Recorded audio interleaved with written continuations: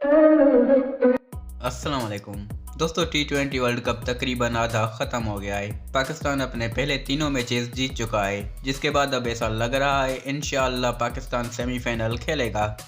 दोस्तों, पाकिस्तान अगर अपने ग्रुप में टॉप पोजीशन हासिल करता है, ग्रुप 1 में जो टीम सेकंड पोजीशन हासिल करेगी, हमारा सेमीफाइनल उसके साथ होगा।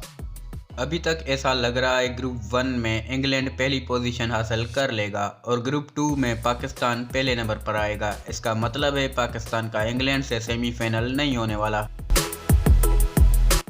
ग्रुप 1 पर नज़र डालें तो ऑस्ट्रेलिया और अफ्रीका के बीच लड़ाई चल रही है सेकंड पोजीशन हासिल करने के लिए, और ग्रुप 2 में इंडिया और न्यूजीलैंड के बीच। दोस्तों, पाकिस्तान का सेमीफाइनल ऑस्ट्रेलिया या साउथ अफ्रीका से होगा। कमेंट में ज़रूर बताएं साउथ अफ्रीका से होना चाहिए या ऑस्ट्रेलिया से। मेरे ख्याल में साउथ अफ्रीका से होना चाहिए, ये बेहतर होगा। वीडियो को लाइक करना, चैनल को सब्सक्राइब करना। मिलते हैं अगली वीडियो में। अल्लाह हाफिज़।